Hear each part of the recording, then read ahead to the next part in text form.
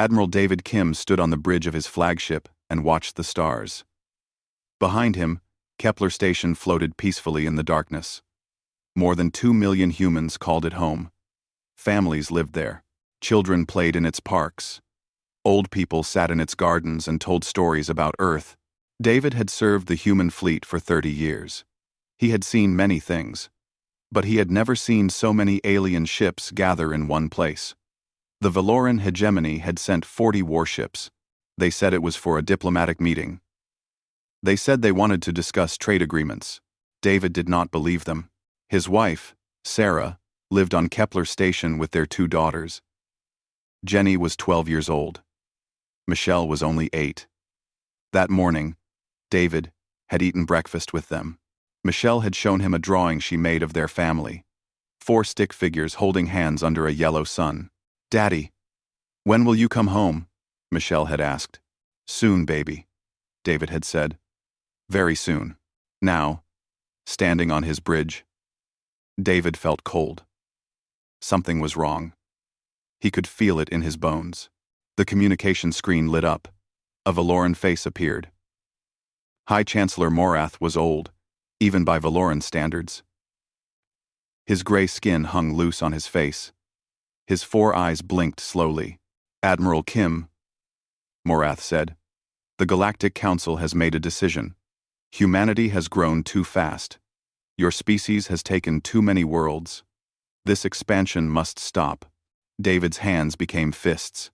"We have followed every law. We have broken no treaties. The Council has decided," Morath repeated. "You will surrender all human colonies beyond the Sol system. Your people will return to Earth. This is not a request. And if we refuse?" Morath smiled. It was not a kind smile. "Then we will make an example." Starting with Kepler Station, David looked at the 40 warships surrounding his small fleet. He had only 12 ships.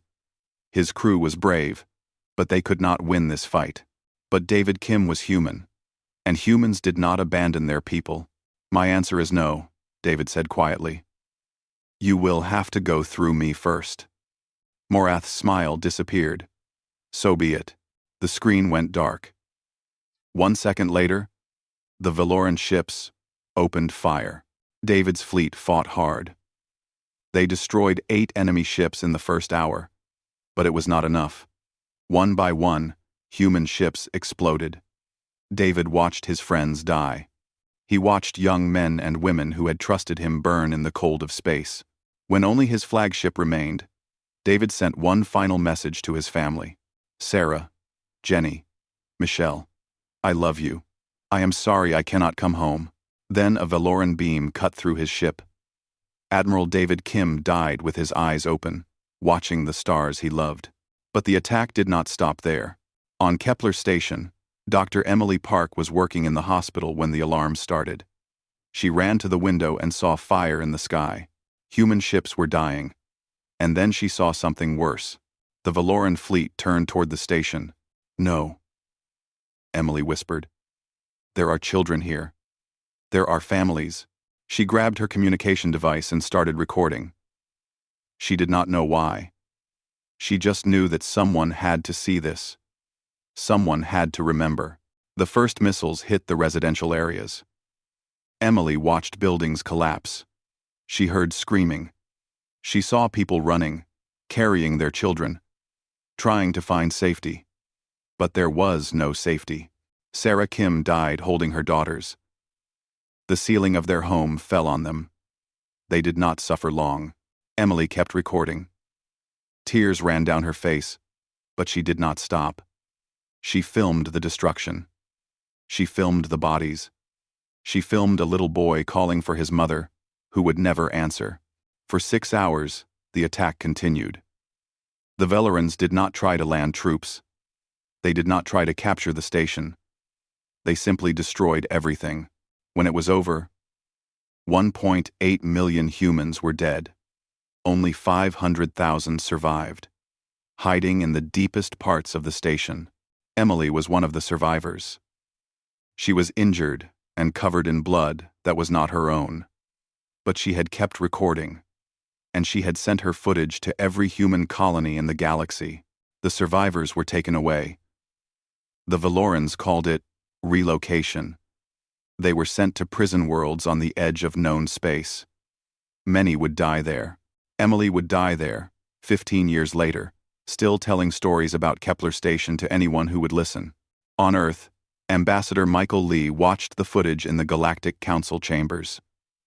He sat among the representatives of 100 species. Most of them looked bored. Some of them smiled. High Chancellor Morath stood at the center of the chamber. "The human expansion has been contained," he announced. "The threat is over. We can now return to peace." The chamber applauded. Michael Lee stood slowly. He was a small man with gray hair and kind eyes. He had spent 40 years as a diplomat. He had always believed in peace. He had always believed that different species could live together. Now he believed nothing. He removed his diplomatic sash and let it fall to the floor. The chamber went silent. Morath looked at him with amusement. "Do you have something to say, Ambassador?" Michael Lee looked at the High Chancellor. His eyes were no longer kind. "You should have killed us all," he said. Then he turned and walked out. He never entered the chamber again. That night, on every human world, people watched the footage from Kepler Station. They saw the missiles falling. They heard the children crying. They watched their brothers and sisters die. And something changed in humanity that night. Something hard and cold and patient took root in their hearts. The Valorans thought the human problem was solved. They thought wrong. Humans never forget. 40 years passed after the Kepler massacre. The galaxy moved on. The Valoran hegemony grew stronger. The Galactic Council continued its business. Sometimes, at parties and banquets, officials would joke about the humans. Remember when they thought they could be a great species? They would laugh. Now look at them, hiding in their little corner of space, broken and quiet. High Chancellor Morath was very old now. His gray skin had become almost white, but he still ruled the hegemony. He still attended council meetings, and he still smiled when he thought about Kepler Station.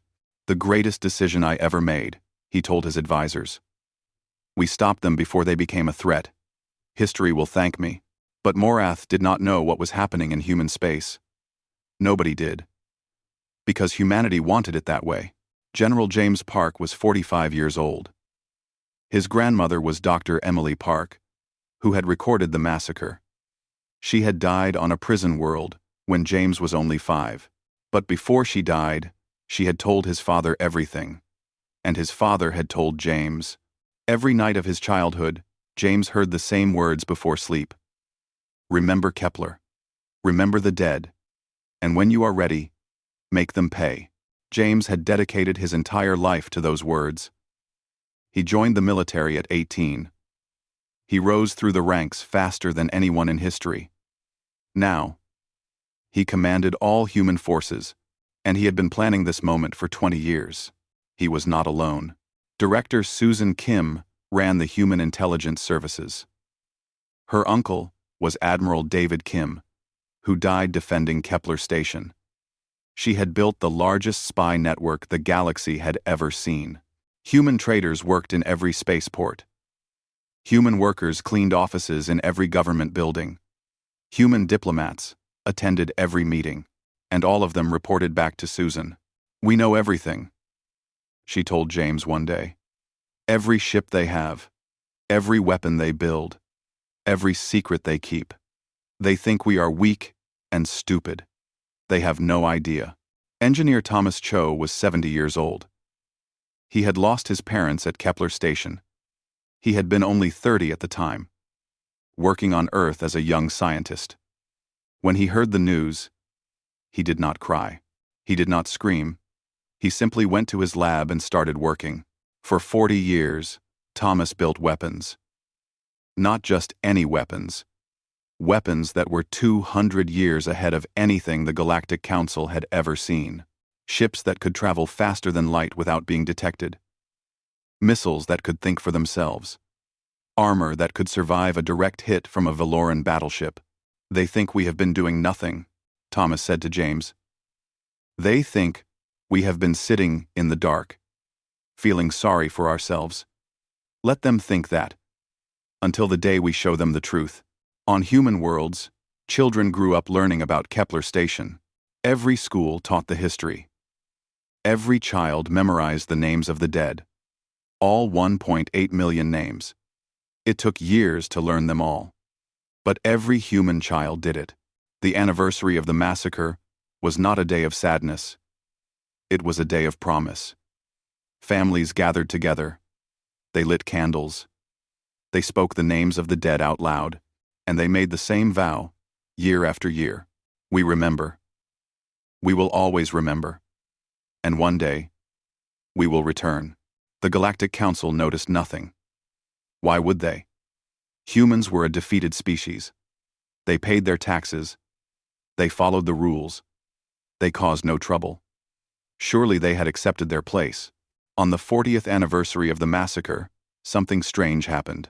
At exactly 1447 Galactic Standard Time, the exact moment the first missile had hit Kepler Station, every human in the galaxy stopped what they were doing. On Earth, on Mars, on distant colonies, on space stations, on trading ships in alien ports, everywhere, they stood in silence for 1 minute. Then they went back to their lives. The Valorans noticed. How could they not? Millions of humans, all stopping at the same moment, all standing in silence, all staring at nothing. High Chancellor Morath received the reports. For the first time in 40 years, he felt something cold in his stomach. What does it mean? He asked his advisors. Nothing, High Chancellor, they assured him. It is just a memorial, a tradition. They are honoring their dead. It means nothing. Morath wanted to believe them. But that night, he could not sleep. He lay in his bed and remembered the words of Ambassador Michael Lee. 40 years ago. You should have killed us all. Morath had laughed at those words. But now, in the darkness, they did not seem so funny. In human space, General James Park stood before a massive holographic display. It showed every Valoran ship, every council base, every target that mattered. Around him stood his admirals and generals. Men and women who had trained their whole lives for this moment. Whose families had died at Kepler Station. Whose children had grown up, reciting the names of the dead. 40 years, James said quietly. 40 years of silence. 40 years of preparation. 40 years of watching and waiting and planning. He looked at his officers. Their eyes burned with quiet fire. The waiting is over, James said. Tomorrow, we remind the galaxy what happens when you hurt humanity. Tomorrow, we teach them that we never forget. No one cheered. No one shouted. They simply nodded. The next morning, human fleets began moving. Thousands of ships, each one carrying the names of the Kepler dead painted on their hulls. Crews who knew exactly why they were fighting and what they were fighting for. The Galactic Council had forgotten about Kepler Station. They were about to remember. Captain Rachel Yoon commanded the stealth carrier Kepler's Memory. Her ship was invisible to every scanner the Galactic Council possessed. Engineer Thomas Cho had built it himself. He had named it after the place where his parents died. Rachel was 38 years old. Her grandfather had been a teacher on Kepler Station. He had died protecting his students, standing between them and a falling ceiling. None of them survived, but he had tried. Rachel had grown up hearing that story. She had become a soldier because of that story. Now she floated in darkness above the Veleron shipyards. Around her, 100 human ships waited. None of them made a sound. None of them showed on any screen. Captain, her communications officer said, we are receiving the signal. All fleets are in position across Council space. Rachel nodded. This was the moment. After 40 years of waiting, the moment had finally come. Open fleet-wide communication, she said. And activate the memorial protocol. Every screen on every human ship lit up. A list began scrolling. Names. 1.8 million names. The dead of Kepler Station. A computer voice began reading them. It would take days to finish, but it would not stop. Not until every name was spoken. All ships, Rachel said, her voice steady. Attack. 100 human ships appeared from nowhere. The Valoran defenders had no time to react. Human weapons were faster, stronger, more accurate than anything they had ever seen. The shipyards that built the Valoran war machine burned in minutes. Across the galaxy, the same scene played out. Human fleets struck 17 Council targets at the exact same moment. Military bases, weapons, factories, fleet headquarters, all of them destroyed in a single hour. The Galactic Council received the reports with disbelief. How was this possible? The humans were supposed to be weak. The humans were supposed to have outdated technology.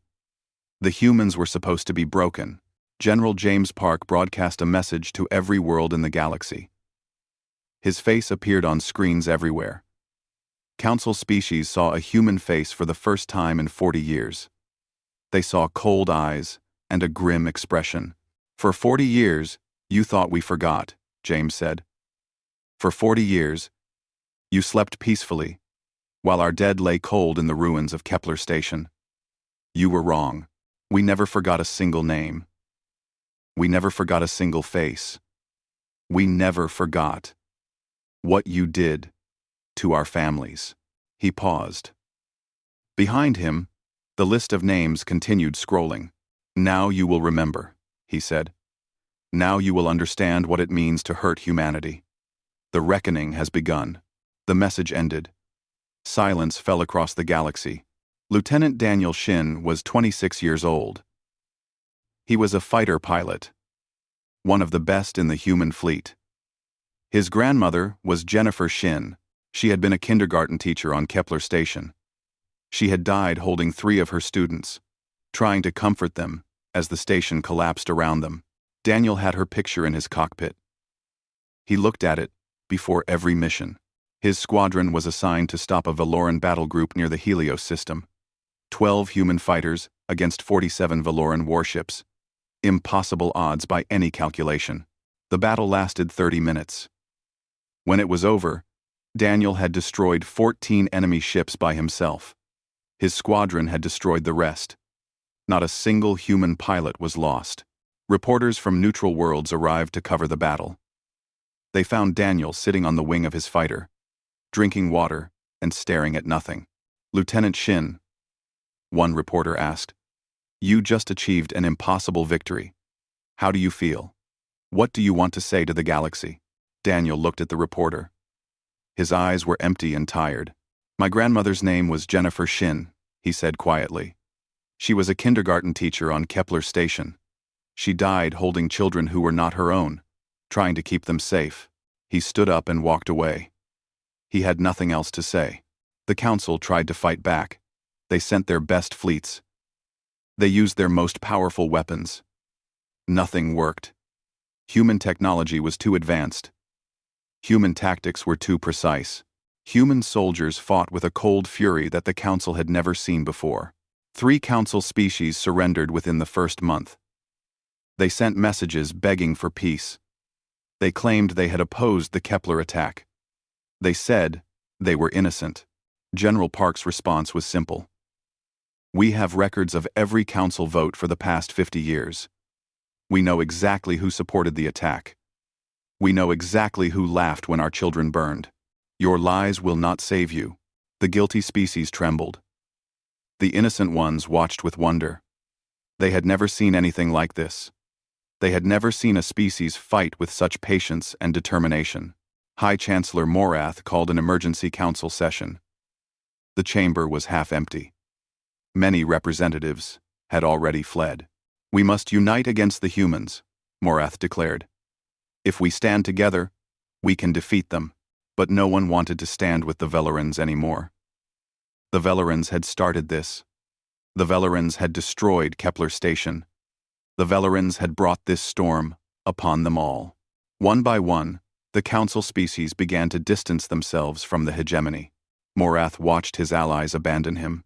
He watched his empire crumble, and for the first time in his long life, he felt fear. The humans were coming. And they did not forget.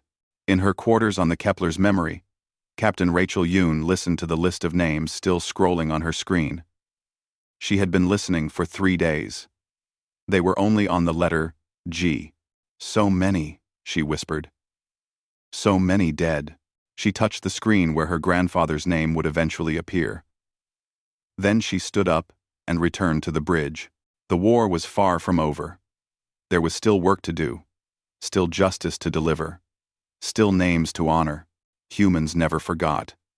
And now, the galaxy was learning that lesson. 2 years had passed since the war began.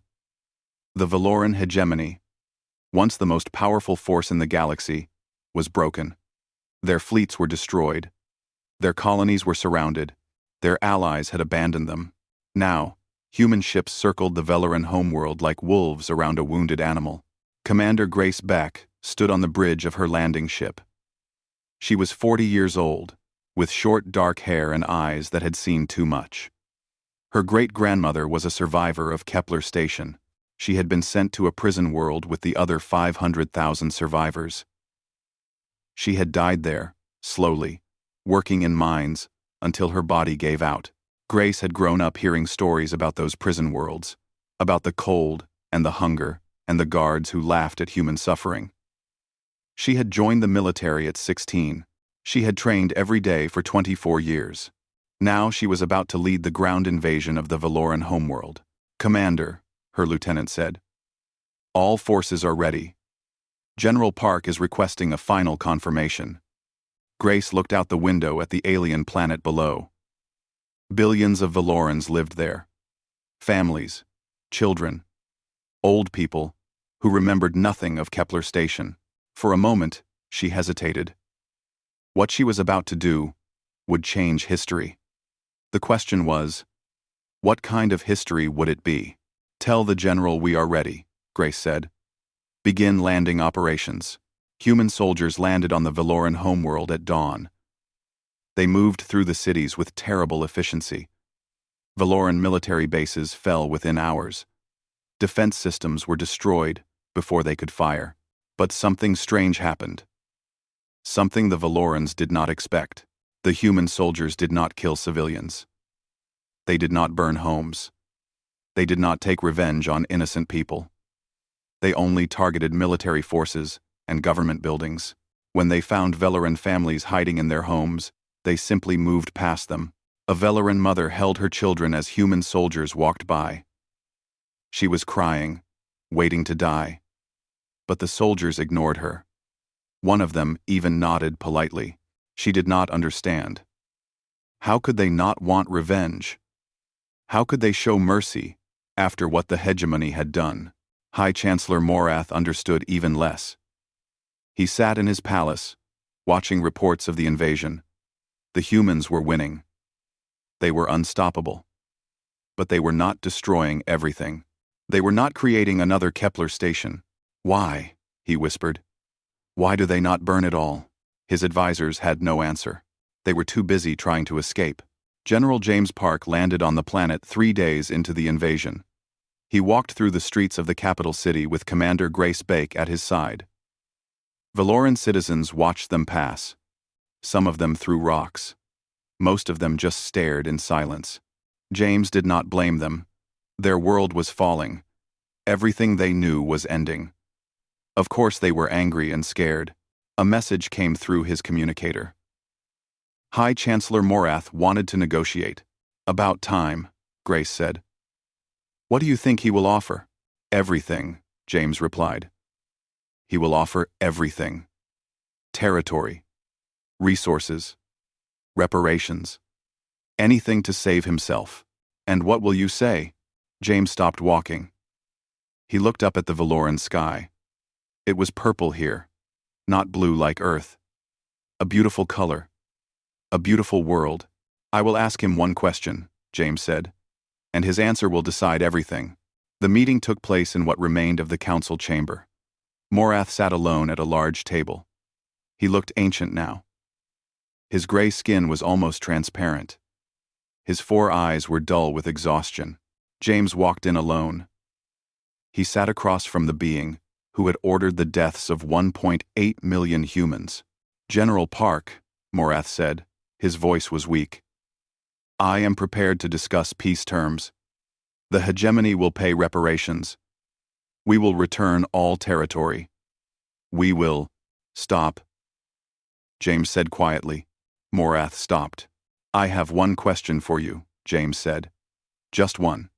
Answer it honestly, and we can discuss the future. Morath nodded slowly. At Kepler Station, James said, there were 400,000 children. Babies. Toddlers. Students. Children who had never hurt anyone. Children who had their whole lives ahead of them. Morath was silent for a long moment. Then he spoke. They were necessary casualties. Your species was growing too fast. We had to send a message. We had to. That is enough, James said. He stood up. You do not remember them. You never remembered them. They were just numbers to you. Just a problem to be solved. He walked to the door, then stopped. You will face trial, he said without turning around. Not execution. We want you to live. We want you to watch everything you built fall apart. We want you to spend your final years knowing that your message failed. That we did not forget. That we came back. That we won. Morath said nothing. There was nothing left to say. The next day, Commander Gracebake planted a memorial stone in front of the Velaran Council chamber. It was made of black marble from Earth. The names of the Kepler dead were carved into its surface, all 1.8 million of them. Grace spoke to the crowd that had gathered. Humans and Valorans stood together, watching her. We did not come here for revenge, she said. Revenge would make us like them. We came here for justice, for memory, for the promise we made to our dead. She touched the memorial stone. In memory of Kepler Station, she read from the inscription. We remembered. We returned. We will never forget. She stepped back. Human soldiers saluted. Some Velaran citizens bowed their heads. The war was over.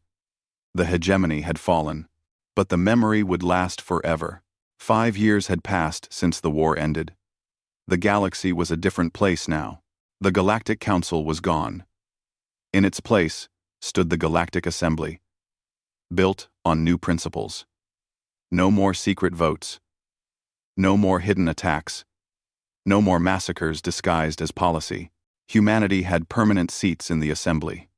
Not because they had conquered, because they had earned them. Because they had shown the galaxy something it had never seen before. Strength without cruelty.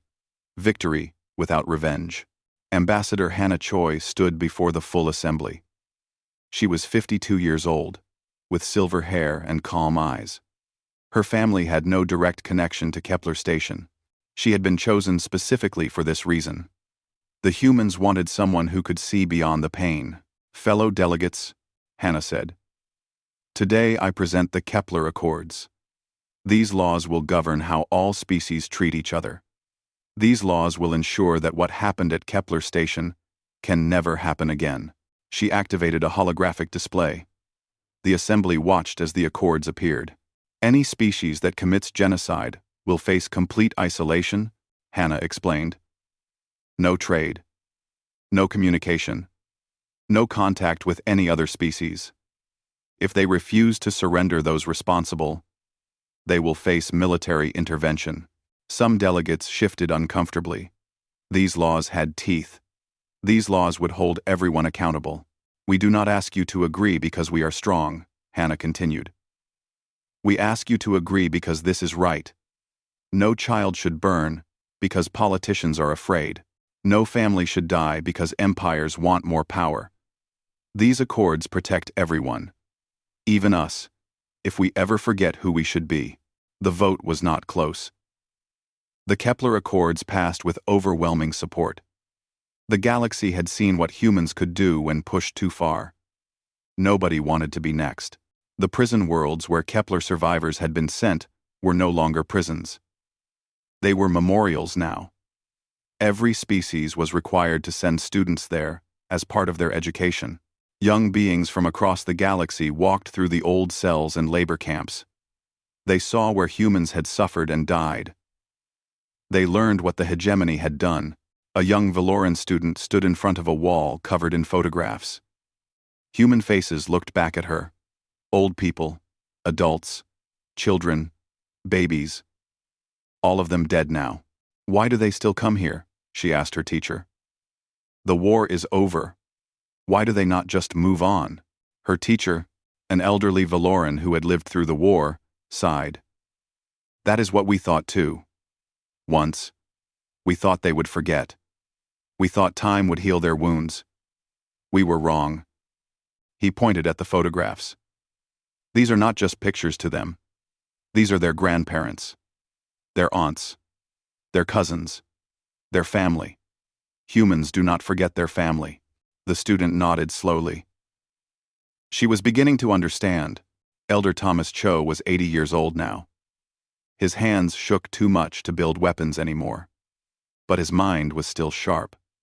He had spent the last 5 years writing the official history of the war. His book was required reading throughout the galaxy. The opening line was famous. They thought time would make us forget.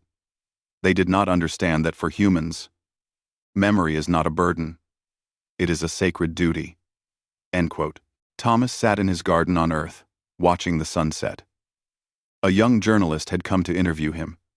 She wanted to know how he felt about everything. Do you regret the war? She asked. All those Valorans who died. Thomas was quiet for a long moment. I regret that it was necessary, he said finally. I wish they had simply left us alone. I wish my parents had lived to see me grow up. I wish a lot of things.